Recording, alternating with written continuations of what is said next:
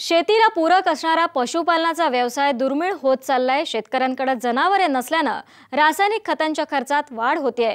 तसं रासायनिक खते आणि औषधांच्या वापरामुळे जमिनीची सुपीकताही घटते आहे। त्यामुळे उत्पादनात घट होऊन शेती संकटात येते। देशी गायींचं पालन केल्यास उत्पादन खर्च कमी होऊन शेती फायदेशीर ठरते। वर्धा जिल्ह्यातील पिंपळखुंटा इथले नंदकिशोर गावंडे देशी गवळाऊ जातींच्या गायीचं संवर्धन करतात। त्यांच्याकडे 90 गायी आहेत। गायींपासून दूध, तूप, खवा, शेण आणि गोमूत्र यांच्यामुळे त्यांच्या उत्पन्नात वाढ होते। शेतीला पूरक आणि फायदेशीर असणारा पशुपालन व्यवसाय कमी होत चाललाय। मात्र वर्धा जिल्ह्यातील पिंपळखुंटा परिसरात गुंडमुंडा इथल्या नंदकिशोर गावंडे गोसेवा संघाच्या माध्यमातून दुर्मिळ गवळाऊ जातीच्या गायींचं जतन करतायत। गावंडे यांच्याकडे 90 गवळाऊ गायी आहेत। अतिशय कष्टाने ते या गायींचं जतन करतात। डौलदार शिंगे, उंच डोकं आणि काळ्या रंगाची शेपटी असणारी गवळाऊ जनावरे दुधासाठी प्रसिद्ध आहेत। इथं आपल्याला पाहता येईल की इथं डोकं उंच आहे। दुसरी गोष्ट, इथे जे नाकामधला जो आकार आहे त्याला आम्ही नाखाडी असे गाय म्हणतो आणि या गायीचं दुसरं वैशिष्ट्य आहे। त्याचप्रमाणे तिसरं वैशिष्ट्य की इथे शिंग बघा की शिंग एक विशिष्ट अंतरापर्यंत पोहोचलेले आहे। चौथा जो पार्ट आहे, इथं जो कान असते, हा कान अगदी डोळ्याच्या लेवलमध्ये असते, खाली नाही आणि वरती नाही, म्हणून तिचा कान हा प्लेन या भागात राहतो। पाचवा जो विशेष आहे की हिला खोंड असते आणि खोंडाची उंची गायीमध्ये थोडी कमी असली तरी सांडामध्ये त्यापेक्षा जास्त उंच असते। दुसरा मुद्दा असा की सांडाचा जो भाग आहे तो काळ्या आकाराचा असते आणि गायीचा जो खोंडीचा भाग आहे तो पांढऱ्या आकाराचा असते। सहावा जो मुद्दा आहे की हिच्या पायाचे जे गुडघ्याचा खालचा जो भाग आहे त्याला आपण पोटरी असं म्हणतो, त्याचा फार बारीक असा भाग असून हा चपळ जातीमध्ये ओळखला जाते। जसं पटामध्ये जेव्हा बैल पळवल्या जातात त्यामुळे या बैलाचा पाय बारीक असल्यामुळे, हाईट चांगली सुंदर असल्यामुळे, उंची चांगली असल्यामुळे हा धावण्यासाठी फर्स्ट आहे।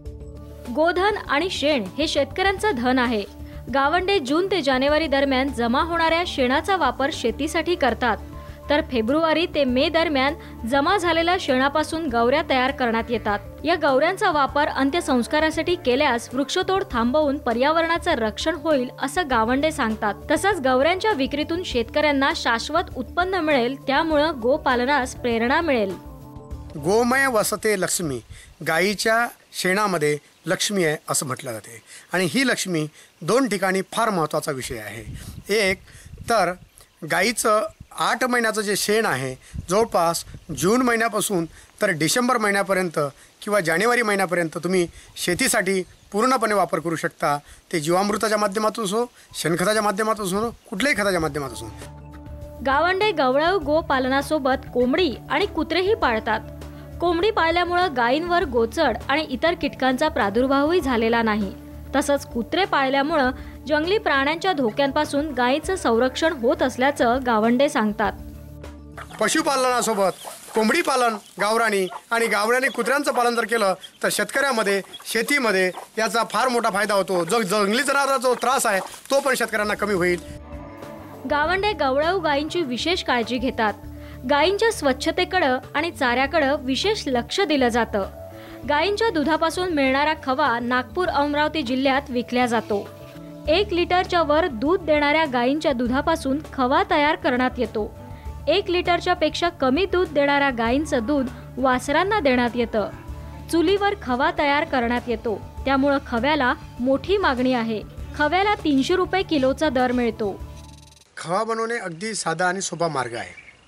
जसं गाईचं दूध काढल्यानंतर शुद्ध गाईचं दूध तुम्ही डबल बुळाच्या कढईमध्ये जर टाकलं आणि त्याला जर तुम्ही घोटत राहिले तर त्या घोटता ते शेवटी असं येते शेवटल्या स्टेपला एक साधारणतः एक कढईची जी साईज असेल त्यानुसार एक 60 ते 70% त्या कढईमध्ये दूध टाकलं तुम्ही तर ते साधारणतः एक अंदाज जर केला आपण, एक 15 लिटर दूध जर टाकलं मोठ्या कढईमध्ये, 20 लिटरच्या कढईमध्ये 15 लिटर दूध, तर साधारणतः 15 लिटर दुधाचा खवा एक 2.5 किलोच्या आसपास किंवा 3 किलोच्या आसपास निघतो आणि या 3 किलो खवा बनायला साधारणतः 2 ते सव्वा 2 तास लागतात। याच्यामध्ये सोपी पद्धत आहे। कढईला बूड लागू देऊ नये आणि सतत फिरत राहिलं तर चुलीच्या खव्यावरची जी टेस्ट आहे ती फार सुंदर राहते, गॅसवरची सुंदर राहते आणि नैसर्गिकरित्या होते। त्यामुळे आज खव्याच्या टेस्टला चांगला हे आलेला आहे.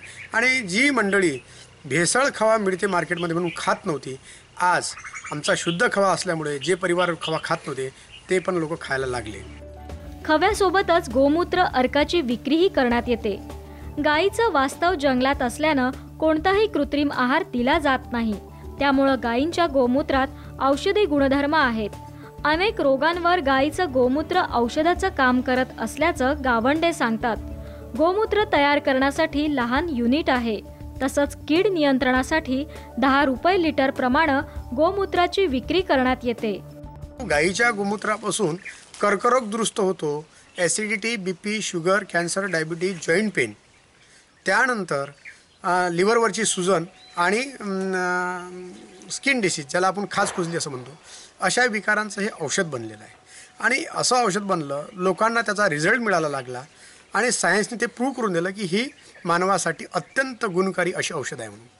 दुसरा मुद्दा असा की मी तुम्हाला सांगितल्याप्रमाणे की आमची गाय जंगलात चरत असल्यामुळे, आयुर्वेदिक वनस्पती खात असल्यामुळे तिच्या गोमूत्रामध्ये त्यापेक्षा दुप्पट घटक त्याच्यात मिळायला लागले.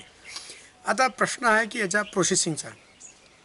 आम्ही असं करतो की शेतकऱ्यांना कीड नियंत्रकासाठी फक्त 10 रुपये प्रति लिटर प्रमाणे शेतकऱ्याला विकतो देशी गायीच्या गोमूत्र सोबत. आता आम्ही असा विचार केला की मानवाला जर ही औषध एवढी उत्कृष्टदायी आहे, कर्करोगाची खूप मोठे औषधं म्हणून जर वापरले जाते, तर त्याला आम्ही एक गोमूत्र अर्क च्या पद्धतीने एक काढायला लागलो. याच्यामध्ये 2-3 पद्धती आहेत. मशीनद्वारे आहे, इलेक्ट्रॉनिक मशीनद्वारे आहे, परंतु आम्ही त्यापैकी ते वगळता आम्ही माठामधली एक पद्धत काढली. माठामध्ये काढण्याची पद्धत, बायोगॅस प्लॅन्टच्या वर माठ ठेवून त्याच्यावर एक पात्र ठेवून त्यानंतर एक गोमूत्राचा परत एक थंडा माठ ठेवून अशा पद्धतीचं एक पात्र. दुसरं जे युनिट आहे ते आता आम्ही तुम्हाला दाखवल्याप्रमाणे स्टीलचा कुकर, लॅबोरेटरीमधली काचेची नळी, ज्याला परीक्षा नळी आपण असं म्हणतो, आणि समोर एक माठाचा आम्ही घरगुती फिल्टर तयार केलं. ही सर्व पद्धत घरी जेवढी सिस्टमॅटिकली बनवता येईल तशा पद्धतीची उपयोग केली. त्यामध्ये आपण प्रेशर कुकर जो वापरला तो स्टीलचा वापरला, कारण ॲल्युमिनियमचा जर वापरला असता तर ॲल्युमिनियम हा घटक गोमूत्रामध्ये येऊ शकते, पण आपण स्टीलचा वापरला. आणि याचं जे डिस्टिलेटेड गोमूत्र अर्क आहे हा अत्यंत गुणकारी आहे असं अनुभवातून सिद्ध झालेलं आहे. अनेक लोकांना अनुभव आलेला आहे आणि आम्ही परिवारामध्ये हे रोज सेवन करत असल्यामुळे आज आमच्याकडे एक 10 वर्षापासून साधारणतः कुठलाही माझ्या बाळाला, पत्नीला, मला किंवा माझ्या परिवारात फारसा विकार झालेला नाही. 4 एकर शेती असणाऱ्या शेतकऱ्यानं किमान 10 गायी पाळाव्यात असा सल्ला गावंडे देतात. गौरी, दूध, तूप, गोमूत्र, अर्क, खवा यापासून किमान दररोज 2000 रुपयांचं उत्पन्न मिळेल. तसंच घरासाठी गॅस मिळेल. त्याशिवाय शेतीसाठी खतही मिळतं. शेणखताचा वापर केल्यानं जमिनीची सुपीकता वाढून उत्पन्न वाढतं. शेणाचं तुम्ही बायोगॅस प्लॅन्टमध्ये टाकलं तर त्याचं तुम्हाला ऊर्जा मिळाली, गॅस मिळाला. निघालेल्या स्लरीचा वाटप तुम्ही शेतामध्ये केला किंवा जानेवारी महिन्यापासून तर मे महिन्यापर्यंत त्याची जर गौरी बनवली तर ती गौरी साधारणतः 7000 ते 10000 रुपये प्रति टन लोक विकत घेतात. आणि याचं जर कॅल्क्युलेशन काढलं तर आज गायी वागवणाऱ्याला शेण, गोबर, गोमूत्र, दूध, खवा आणि पेढा असो किंवा तुमचं पनीर असो किंवा तुमचं तूप असो, या माध्यमातून तुम्हाला 10 गायीमागे पर डे जवळपास 2000च्या जवळपास पर डे इन्कम होऊ शकतो. आणि 30 दिवसाचं जर कॅल्क्युलेशन काढलं तर 60,000 रुपये झाले. आणि 60,000मधला खर्च वजा जाता विचार जर केला तर 20,000 रुपये स्वावलंबनातून खर्च होईल, तरी 40 रुपये त्या शेतकऱ्याला उरतील. आणि 40,000मध्ये त्या परिवारातले जर 4 लोक काम करत असतील तर प्रति व्यक्तीला 10,000 रुपये कमीत कमी महिना मिळू शकतो. गावंडे यांच्याकडे 4 एकर शेती आहे. 4 एकरातल्या शेतीत 1 एकरामध्ये आवळा तर 1 एकरामध्ये सीताफळ, 1 एकरामध्ये लिंबाची लागवड करण्यात आली आहे. तर 1 एकरमध्ये शेततळं घेण्यात आलाय. त्यात ते आंतरपीक म्हणून धान्य, भाजीपाला आणि चाऱ्याची लागवड करतात. या 10 गायी आणि 4 एकरमधून घरातल्या 4-5 जणांना रोजगार मिळतो असं गावंडे सांगतात. तूर आहे, मूग आहे, उडीद आहे, अशा पद्धतीची पिकं लावतो. आणि हे सर्व पिकं, माझी सर्व शेती हे ऑर्गेनिक आहे, जैविक आहे, नैसर्गिक आहे. यामुळे असं झालं की वरच्या पिकाचं मला फळ मिळते, खालच्या भागाला धान्य मिळते, मधल्या भागाला चारा मिळते. आज 10 गाईचं जर कॅल्क्युलेशन काढलं तर सरासरी 5 गाई दूध देतात. 5 गाईचं दूध प्रति दिवसाला फक्त 5 लिटर जर कॅल्क्युलेशन काढलं तर 25 लिटर दूध होते. 25 लिटर जर दूध झालं तर 25 लिटर दुधाचा खवा हा साधारणतः 4.5 किलोच्या आसपास निघतो. या व्यतिरिक्त तुम्ही तूप काढलं, ताक काढलं, दही काढलं तरी कुठंही बाय प्रोडक्ट तयार केलं पाहिजे. त्याला ग्रामोद्योगाची चालना दिली पाहिजे. दुसरा मुद्दा असा की मूग आहे, उडीद आहे, तुरी आहेत याची डाळ बनवली पाहिजे. म्हणून आम्ही एक छोटं दाल भरडीचं पण युनिट टाकलं. आज अलीकडे काय होते आहे की कॅश क्रॉप हा महत्त्वाचा शेतकऱ्यांचा धंदा झालेला आहे. सोयाबीन एक सोयाबीन, कापूस एक कापूस, जास्तीत जास्त झालं तर थोडीफार तूर. या तिन्ही पिकाचं झालं काय, आता बीटी कॉटनमुळे झालेले परिणाम. बीटी कॉटनचं एका दमानं लाल्या आला, सर्व कोलॅप्स शेतकरी झाला. कापसाला भाव मिळत नाही आहे. कापसाचं शेतकऱ्याला गाईसाठी काही उपयोग येत नाही, शेतामध्ये त्याचा कंपोस्ट म्हणून काही उपयोग होत नाही. आणि आज अलीकडे सोयाबीनमुळे काय झालं, सोयाबीनच्या कुटारामुळे पशूंची हड्डी वर येते आणि चंबळ खाली जाते. त्यामुळे ते ऐन वेळेवर गाभण राहत नाही, त्याचं पोषक त्याला मिळत नाही आणि कुपोषणाकडे जास्त मार्गाला लागतात. आज आपण काय केलं की काही चारा स्टोअर करतो. चारा कुठला तर ऑर्गॅनिक चारा, बिना रसायन खताचा चारा, नैसर्गिक चारा. त्यामुळे आमचं पशुधन परत 3ऱ्या महिन्याला जणल्यानंतर 3ऱ्या महिन्याला गाभण राहते. नैसर्गिकरित्या गोऱ्याने फळवल्या जाते. म्हणजे आम्हाला कृत्रिमरित्या कुठलाही खर्च नाही. आणि प्रत्येक शेतकऱ्यांनी 10 गाई ठेवल्या, 4 एकरा, 5 एकरामागं, 10 एकरामागं, तर त्याच्या परिवारामधला माणूस एक गाईसाठी आणि एक ग्रामोद्योगासाठी, एक मार्केटसाठी.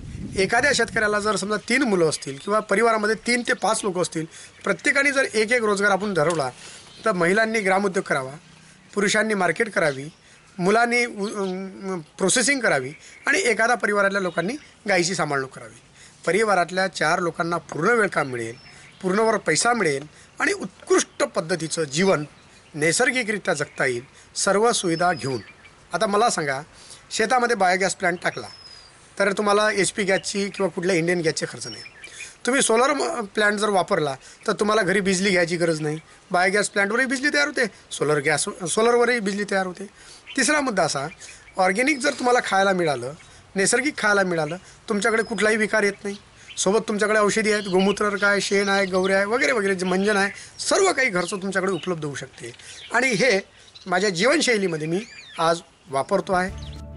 हवामान बदलामुळे शेतीत नुकसान होत आहे, मात्र शेतीला गवळाऊ गायींसारख्या देशी गायींचं पालन केल्यास शेतकऱ्यांना शाश्वत उत्पन्न मिळणार आहे. तसंच शेतीसाठी शेणखत मिळणार असल्यानं रासायनिक खतांच्या खर्चातही बचत होईल.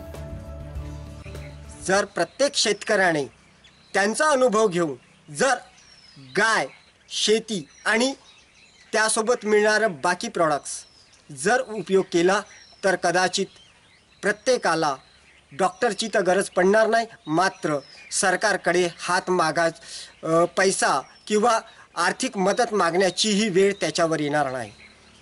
सुरेंद्र रामटेके, साम TV, वर्धा.